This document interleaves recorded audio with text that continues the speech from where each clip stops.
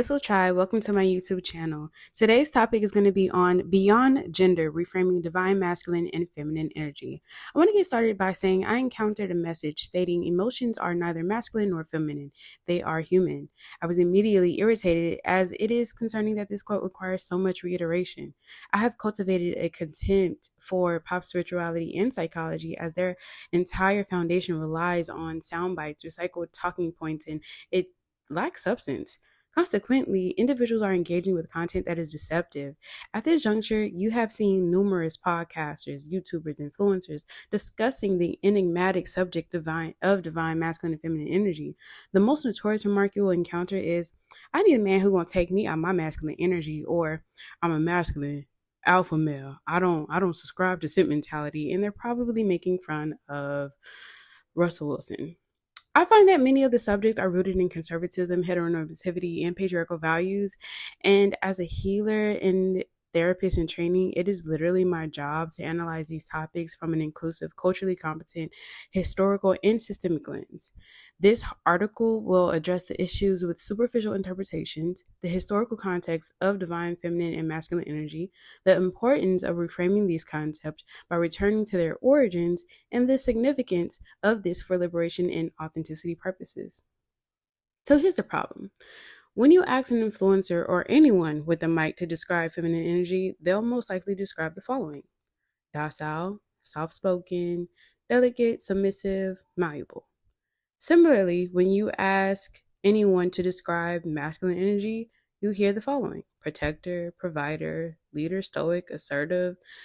Now, there is nothing fundamentally or entirely wrong with these descriptions. However, they are extremely limiting concerning the reality of lived human experiences. Most times, you'll find a mother who has masculine traits. Name a woman who loves her children and wouldn't be a protector, a provider, or a leader for her own.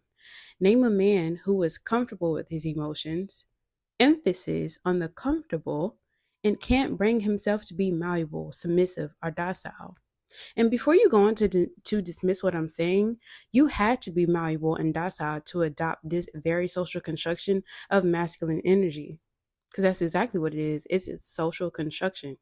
There's nothing biological about it. Alpha male, machismo, if you get a high off of labeling yourself these things or identifying as these things, you were submissive to those social constructions.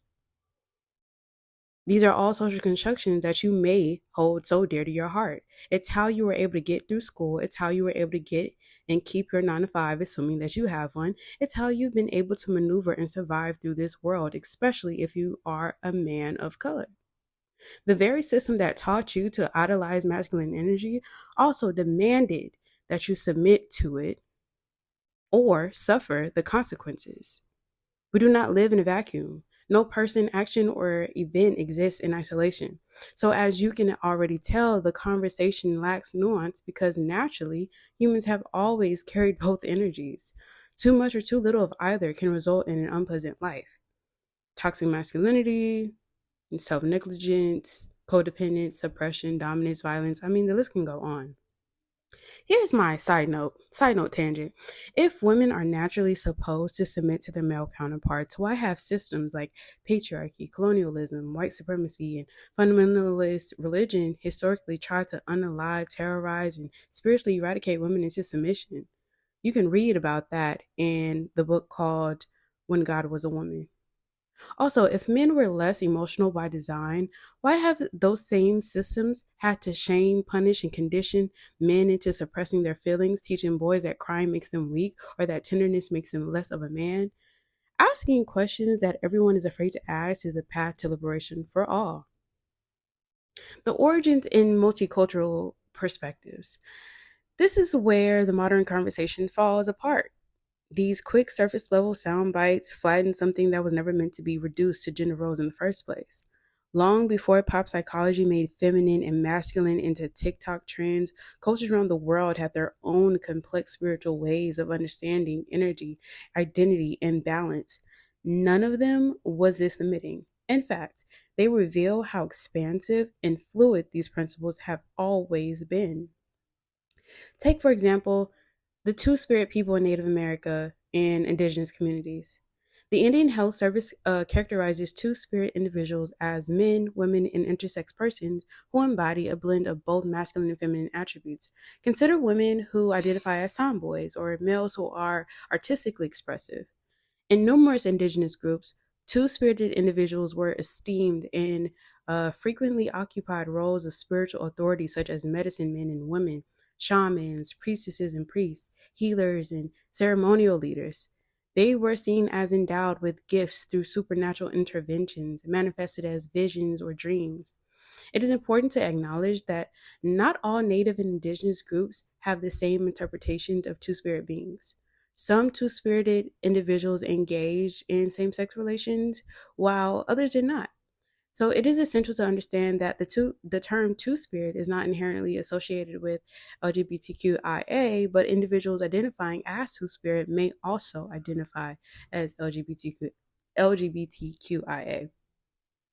Medical News Today states that Two Spirit is an overarching term that encompasses many gender expressions and identities among Indigenous people.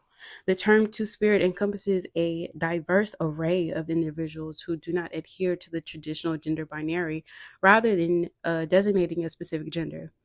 This is due to the fact that numerous indigenous societies have historically acknowledged alternate genders with both masculine and feminine characteristics or distinct qualities. The impact of Western colonization and the resulting trauma on indigenous people has adversely affected numerous traditions, compelling indigenous people to assimilate into the gender expressions and sexualities of their colonizers. Colonization resulted in the brutal repression of Two Spirit identities and practices, alienating societies from their traditional understandings of gender. The enforcement of Western binary gender boundaries and the emergence of homophobia compelled numerous indigenous individuals to hide their identities and cultural practices. In recent years, some indigenous communities have endeavored to revive these traditions, recovering from the intergenerational trauma inflicted by colonization. Yin and Yang and Taoism are two complementary and interconnected energies that constitute all facets of existence in Taoism. Yin is associated with the feminine passivity and darkness, whereas Yang represents the masculine activity and light. The duality and the dynamic interplay between these forces are visually represented by the yin yang symbol, a circle divided into black and white sections. A deeper understanding of the symbol reveals that all people, regardless of gender, possesses both energies, and that true balance arises from harmonizing these qualities within oneself, leading to a more complete and integrated human being. Traditional interpretations associated yin with women and yang with men and reinforce specific gender roles. However, yin and yang was never about gender, it was about feminine and masculine traits, which we now know doesn't solely belong to one or the other. Shakti and Shiva in Hinduism, there is a website, Southern Lotus Yoga, that reports Shiva symbolizes the masculine principle of consciousness, calm, and awareness, whereas Shakti epitomizes the feminine principle of energy, movement, and power. They are not separated, but rather two interdependent divine energies similar to yin and yang, whose amalgamation is crucial for the creation and the maintenance of the universe. Shiva embodies the capacity for existence, while Shakti represents the dynamic force that manifests creation and facilitates transformation. Shiva isn't masculine and Shakti isn't feminine. Where masculine and feminine are our learned concepts of what a male or female should be, Shakti is called feminine simply because she is the creative power of the divine. The models the models of these two energies serve as reminders that we all embody both, and it's essential to living a life of spiritual balance. Now, I think I'm going to butcher this, but Mawalisa, sorry, in West African cosmology, Asante and Mazama from 2009 explained that Mawalisa is the dual creator deity venerated by Fon and the Ewe people of coastal West Africa, particularly in the Dahomey region, present day Benin Togo, Ghana. Mawa, the moon, fertility, nurturing, and the feminine principle, and Lisa, the sun, action, authority, and the masculine principle, arose as complementary forces from the supreme androgynous being Nana Baluku, assigned with the roles of creation and cosmic harmony. Together, they shape the world, creating the earth, building humanity from clay, and designating elements of the cosmos to their progeny, maintaining balance through interaction of restorative, sustaining energy, and vigorous life enhancing force. This sacred unity goes beyond Western concepts of gender binary. The divine embraces dualities without subordination or hierarchy. As a result, the culture does not impose rigid gender norms or roles. Instead, it reveres a balance of energies and reflect that balance is spiritual roles.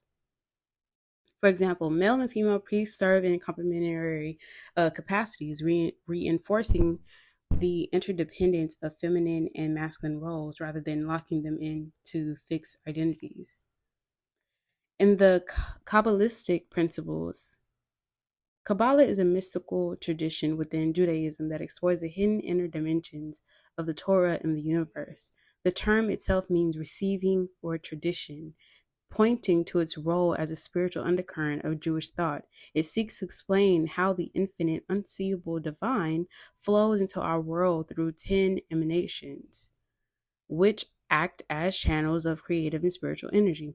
Kabbalah interprets sacred texts, rituals, and human experiences through this structure, offering a deeper symbolic framework for understanding God, creation, and our role in the cosmic process. Again, the divine is understood through dynamic spiritual archetypes that reflect the flow of energy, not rigid gender norms. The masculine principle is often associated with giving, formlessness, and the downward movement of divine light, while the feminine embodies receiving, form, and nurturing that light into manifestation. Crucially, in Kabbalistic thought, these are not about human gender roles, they are metaphors for cosmic balance, relational flow, and spiritual integration. Here's a reframe. As a practicing social constructionist, I believe it is essential to reframe these terms by placing them in their rightful context. The truth is, masculinity and femininity were never meant to be tools of domination or narrow scripts for how people should behave. The policing of these concepts has led many to question their worth, internalize colonial ideals, and abandon the fullness of their authenticity. Historically and spiritually, these energies were understood as complementary forces of life, not rigid gender norms to perform. From the balance of the two spirits, yin and yang, to the unity of Mawalisa, we see that every living being requires both energies to thrive because imbalance, whether in nature or in the self, creates disharmony. When one energy is elevated above the other, oppression and disconnection follow. But when both are honored, life can flourish. The point was never to shame softness or glorify hardness, but to integrate them in a way that sustains wholeness. To reframe these terms is to remember the goal is balance, reciprocity, and liberation, not control. Now, here's my final thoughts on liberation and authenticity purposes. Authenticity and liberation looks different for each person. If we continue to cling to colonized limited meanings of gender roles within divine masculine and feminine energy, we will only perpetrate cycles of harm that the indigenous, that our ancestors endured to fight to break. These harmful narratives don't just restrict expression, they encourage emotional rest and developmental paralysis. There is no one way to truly heal without embracing duality and accepting all that makes us human. We are whole beings. When integration is missing, so is the connection to the divine within us. So, to reject parts of yourself out of shame or suppression is to cut yourself off from God. And when you cannot meet yourself fully, You cannot expect to encounter the sacred. Liberation begins when we stop performing roles for systems that oppress and start living in the fullness of our balance, authenticity, and humanity. Now, I would like to add that I am very interested in multiculturalism, but I also understand that I'm not an expert in those fields. So if you are someone who grew up with Hindu beliefs, or you grew up with the yin yang beliefs, or whatever the case may be, please let me know. Feel free to correct me. This is just information that I've either read or I've gotten from books, I've referenced from articles and things like that. So please don't beat me over the head with it. Just gently say, hey, Kyra, you're missing a little information, and I'll be glad to pin your comment so that other people who are consuming my content can get the actual factual information. But anywho, I appreciate you staying here to listen about reframing divine and masculine feminine energy. I will see you next time. Have a good one.